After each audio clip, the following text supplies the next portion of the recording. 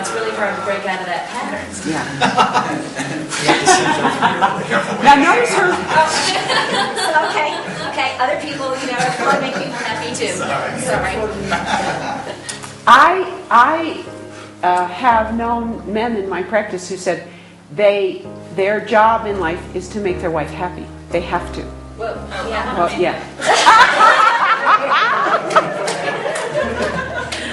You want to break up a marriage where the woman's already happy? Yeah, she has to. Yeah, over here. Who is? Or you were just gesturing? Oh, okay. All right. That's your job. Good. And I want you guys. Yeah, that's right. Right. I think sometimes also for me, it's like I can't figure out what's going on, but I just know that something's not quite right. Oh. I don't know what it is, but I just know something is. It's not right. I felt better before I actually sat down with this person. How many of you had that experience that you feel better and then you sit down with someone and you go, ew. This does not feel good. I've literally had experience a fair amount. Actually, like if I go to a mall or something, sometimes it's like I feel all these feelings from people around me, and it gets. But I've had experience where I feel really good, and like I go in to buy something or something, and I get this like and then I leave and I'm like, oh, what was that? And it was, I think, the emotions of the other. Mm-hmm. Sometimes it's just very strong. Right. Sometimes not. It kind of depends. And there's a certain incongruence there because I was doing okay, and then all of a sudden, woo. So it was hard for you to hold on to your own emotions, given what was going on around you. Yeah, sometimes. Yeah. And sometimes it's helpful to take those that aren't yours and give them back. It's good to know which are yours and which aren't. Right. And that's where that sensory acuity, because sometimes the incongruence is between what you feel and what someone else feels. So how do you honor what they feel while hanging on to yours? Third person. What's one way? Leave the room. Leave the room is another. Another one is to have nice, strong energy boundaries. And be able to take second person, third person, and end up back here. When you have, I think we get to do align perceptual positions here. Yes. Okay, so you will be learning how to do that. Okay? Is it the same as absorbing negative energies from everybody else? What she's doing? Yes. Because I do that all the time. I go to a party, I'm fine, I feel good, all of a sudden I get a headache. And it's just too heavy for me. It could be from absorbing those other energies. It could be from a belief system you have about going into that situation. Be a nice thing to notice the difference. Okay.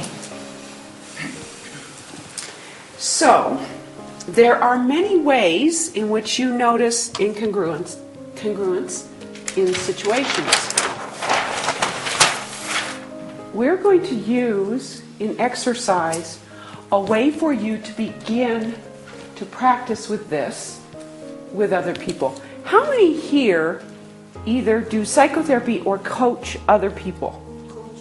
Coaching? Okay. How many people work with employees or co-workers? Okay. All right. How many people work with a spouse? Okay. So we've got almost everybody covered. So we have situations in which we encounter incongruence in ourselves or others. And what do we do with this? Well, first of all, one of the things we do is notice it, put it in sensory terms, establish rapport with both incongruent parts, both parts of the incongruence. Now, what we're going to stick to right now are two parts. In working with people, as you do this more and more, you'll notice often there are more than two parts. Recently, I got a new client who's fascinating. She's a very accomplished businesswoman, and she's 50 pounds overweight. She has lost probably 300, 400 pounds over the years. On and off. 50 pounds here, gained 80. Lost 30, gained 40. Yeah, right. Back and forth, back and forth. There's a little incongruence here, isn't there? So we sat down and I had her talk about the part of her that really wants to lose weight. And she had lots of reasons to want to do that were passionate to her. She's a grandmother. She wants to play with her grandchildren. She wants to go on hikes with them. And the weight is causing back problems. So there's strong motivation there. What's the downside? Well, I hate exercise. Food is a reward for me. There's all of that. Well, that seems pretty clear, doesn't it? So how do we get to... So you start working with those parts, and guess what? Another part pops up. Grief. Grief. About something going on in her marriage that she soothes with food. So there's that part. There's the fear part that says, oh my God, if I lose the weight, I might feel so good, I leave my marriage. Oh. So we get all kinds of objections. So it's rarely just one or the other. There was another one that was really interesting. Her mother-in-law is very thin, and she associates her mother-in-law with the word selfish. Ooh. So for her to take care of her body and be slender is selfish. So you have all of these incongruencies going on, and you need to know about them, see it in the person, and tease it out, find the positive intention, and satisfy it. So it's simple, delicate, and complex, all at the same time. So, let me go over what we're going to do. I will then demonstrate it. We'll have questions. How's that? We're going to pace the incongruence. So the guide is going to say one message and then do the opposite. And it's sequential. So I'm so glad to be here. Okay, so here's what we're going to do next. So first, in one way that matches the message, and then something different that also your body matches that. Okay? Then the explorer is going to respond with an appropriate question or comment using the same process, the same sequence, pacing it. The meta person is going to observe when the guide does their part, and then observe the response and support that it happens correctly. That the pacing truly paces what it's meant to pace. So there is the modality that you're using. There is the gesture that goes with that modality. There's the voice tone, and it will at first match the message. Then the next part of the sentence or the next comment will mismatch that one in all modalities again. So I've demonstrated that 2 to 3 times already. So now I'll demonstrate pacing it. So who has not gotten to be up here and play who would like to? Because we only have a week and a half left. We've got 2. I will use you next time. And you, yes. Okay, yes, have a seat. So, do you understand that you're going to be guide, and you are going to say something with all of your congruence, and then you're going to do something opposite to it. You can continue the sentence, or you can just not talk. You just do that. So let me see what you have in mind here. Okay. I'm feeling so good today. Great. All right, now I'm going to pace her. So, you know what? So do I. Okay? And it's that simple. As the meta person, you notice, did I match everything? So let's do it again. You don't have to do it exactly the same way. Okay. So say Same sentence. or something different, I don't care. Okay. This chair is very comfortable. Oh, good. This chair is very comfortable.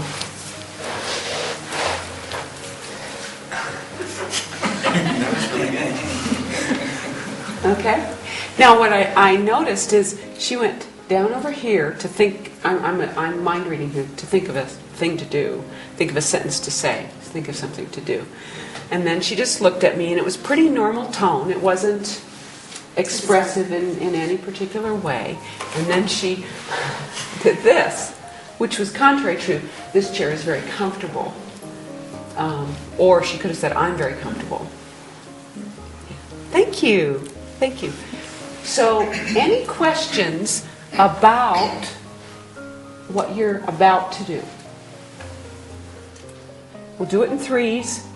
First one, do a couple for each person, as she did. Two. And then switch.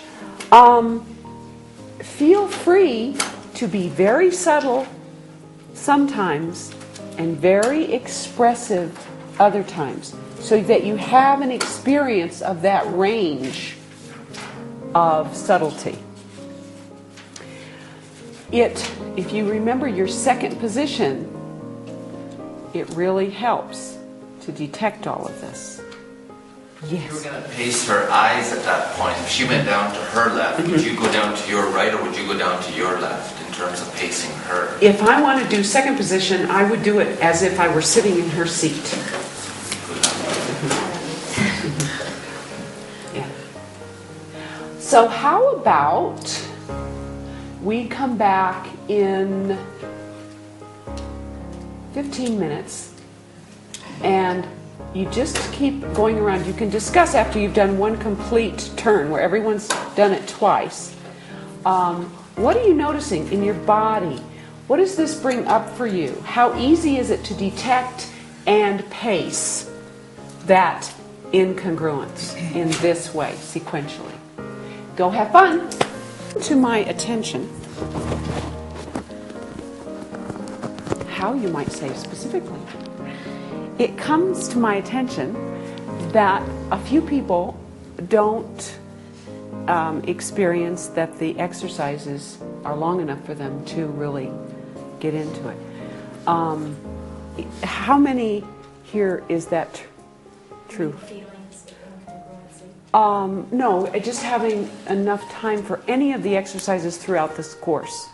You need more time. It depends on the exercise. Depends on the exercise. This one I felt was great, but some of the Okay.